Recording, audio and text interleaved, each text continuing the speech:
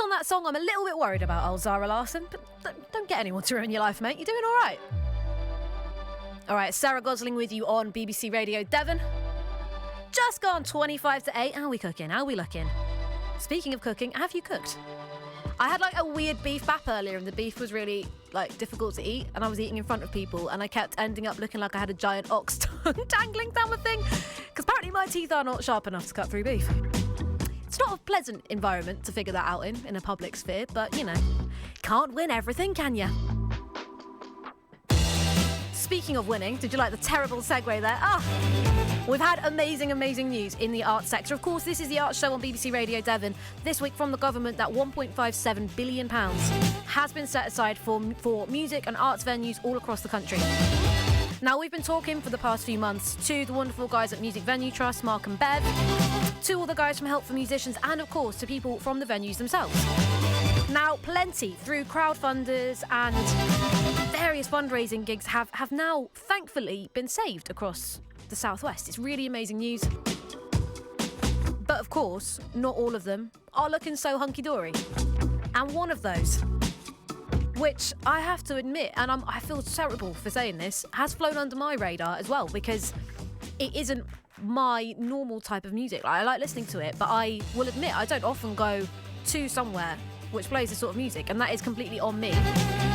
But it would be so devastating if the wonderful factory in Plymouth, like the home of dub and D&B and electro stuff in Plymouth, the place that puts on music that literally nowhere else in the southwest puts them on, it would be such a travesty if we lost it. And that is why I am joined by the wonderful Rich on the line, promotions manager from the factory, to talk about how we can do with things. How you doing, Rich?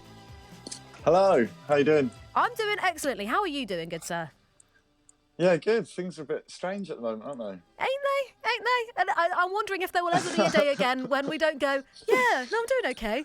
Things are weird, aren't they? Is this just it from now on? That's my question. But other than that... The new normal, apparently. Apparently. I don't know what point it just becomes normal and we just accept that. But, you know, for now, we'll keep on plugging away. And you have certainly been keeping yourself incredibly busy, because I was put in touch with you by lovely Tom Costello from the factory, and so we've been kind of conversing before, but we haven't, I don't think, actually chatted. So tell us a bit about yourself, Rich. What's kind of your background in music and with the factory? Well, I've kind of been doing stuff with the factory on and off pretty much since they started. I helped out in a promotional role a few years back. I also run my own events brand, Reassemble, with my friend Sarge. So that's kind of always been quite steady. I took a bit of a gap for like 2 years, and then recently, over the last sort of 6 months to a year, me and Tom have started working a bit more closely together and trying to just sort of keep the venue alive. And it's very much changing because we've done a lot of refurb. But yeah, I guess in music, I've kind of been doing music for about 8 years, I guess. Blimey. Yeah, probably about 8 years.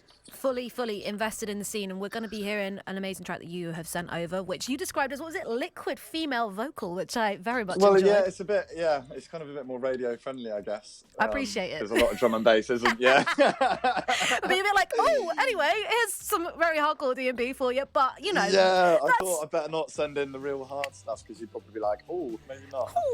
You're a very smart man, Rich. You're a very, very smart man. I like it. But of course, you guys do the entire spectrum of stuff down there. I know I've had so many artists who come in and are like, we've been playing down at the factory and it's so great. And I have heard just such incredible things about it. And I know that you're kind of struggling right now financially, as so many venues are, and have now decided that it's gotten to the point, which is very, very reasonable, that you have had to set up a crowdfunder, right?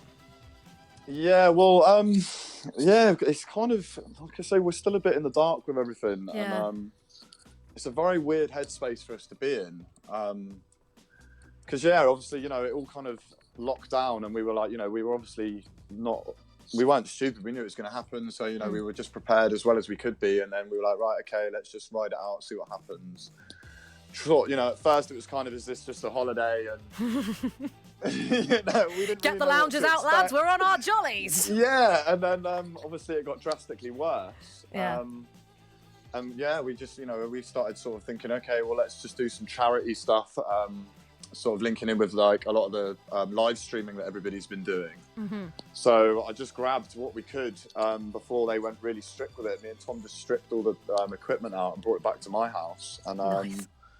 yeah, we've just kind of been streaming and then inviting a lot of our sort of residents from the factory and guests to do a lot of live streams and attaching a lot of charity links to them so people can sort of donate live, get involved.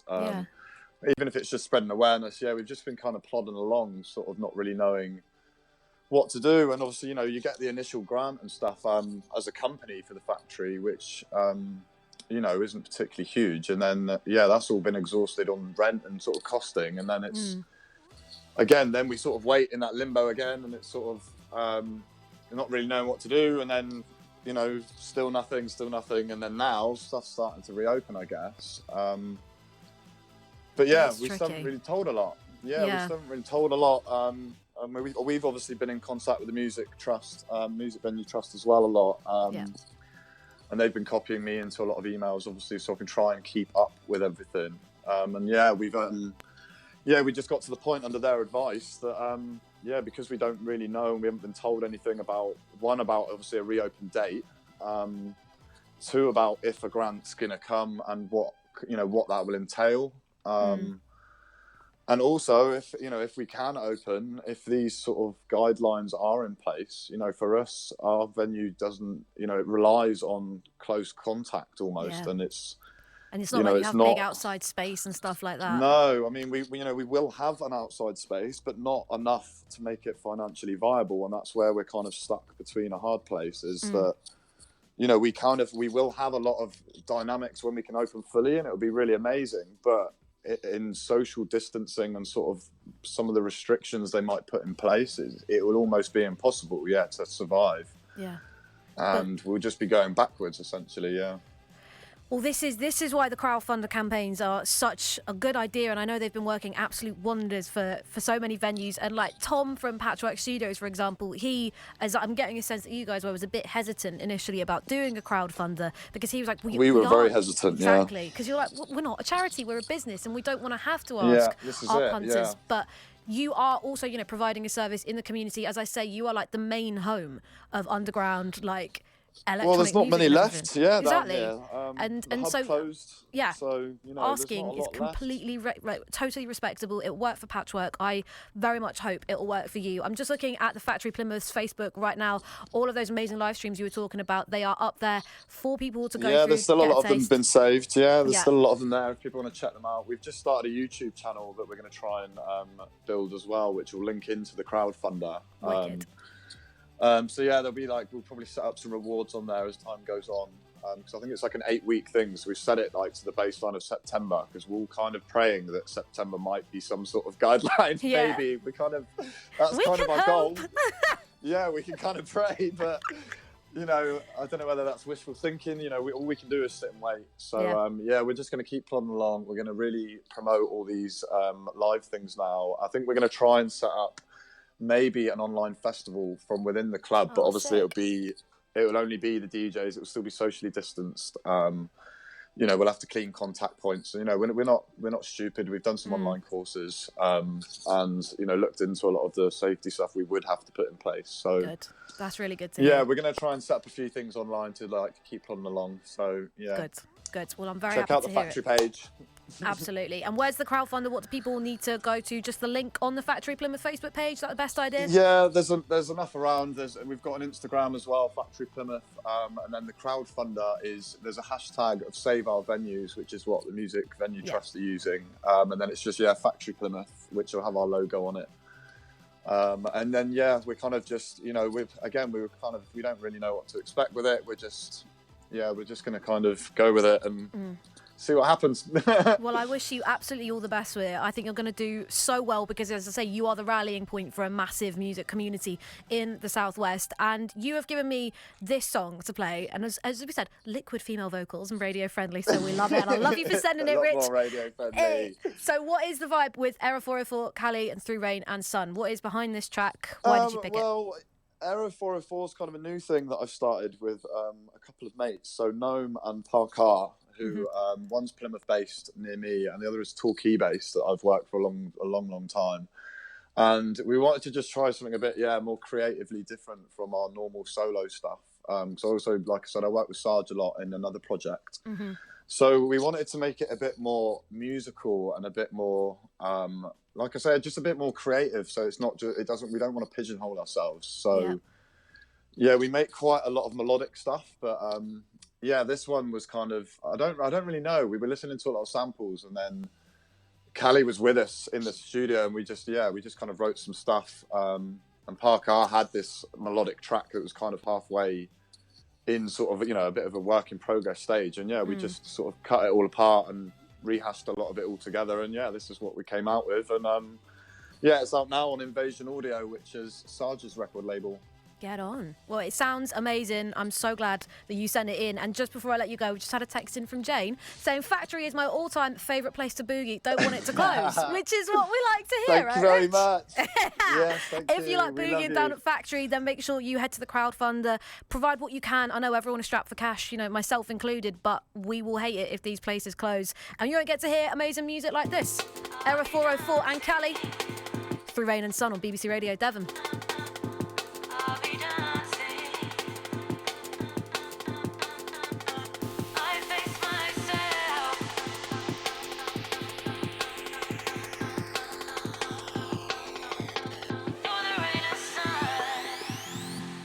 Existence, the physical universe, is basically playful. There is no necessity for it whatsoever.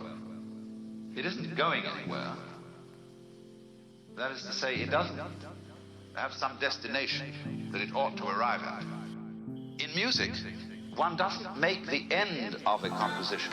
If that were so, the best conductors would be those who played fastest. People go to concerts just to hear one crashing chord, because that's the end.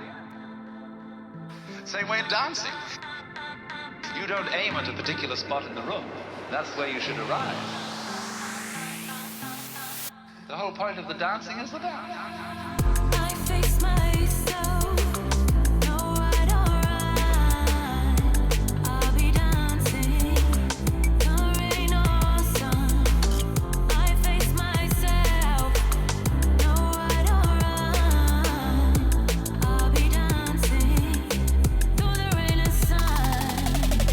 I face myself. No right or right. I'll be dancing. No rain or sun. I face myself. No right or right. I'll be dancing. Through the rain and sun. Gotta let go. And let it happen. Because if you don't, you're going to be all clutched up. You're going to be constantly trying to do what can happen healthily only if you don't try. But we have a strange anxiety in us that if we don't interfere, it won't happen. And that's the root of an enormous amount of trouble. But the basis of it all is this. If we say, you must survive, or I must survive, life is earnest, and I've got to go on, then your life is a drag, and not a game. I'll be dancing. I'll be dancing. I face myself.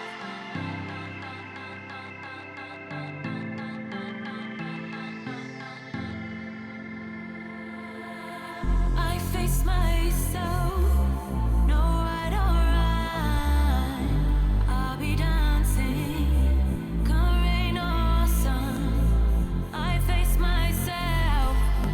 No right or right. I'll be dancing. Through the rain and sun. I face myself. No right or right. I'll be dancing. Come rain or sun. I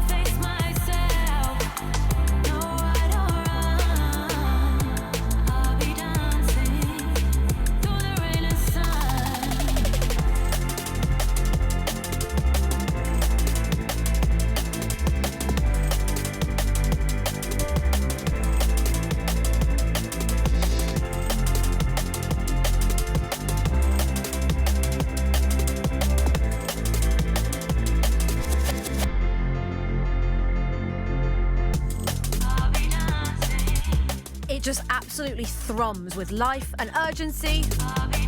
Yeah, it's so melodic. I think it's beautiful, this. Era 404 featuring Kali.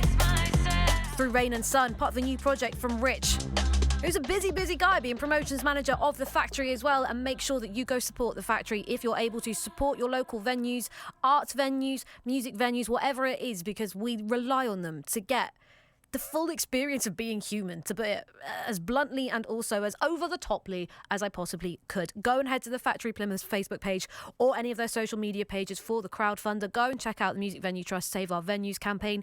Go and check out the new campaign by comedy clubs who are also really struggling, by theatres. Educate yourself on this. Make sure you're looking after the venue that you love going to at the weekend, because my word, we'll miss them when they're gone. When you want the latest news in Devon, but you don't want to get up yet,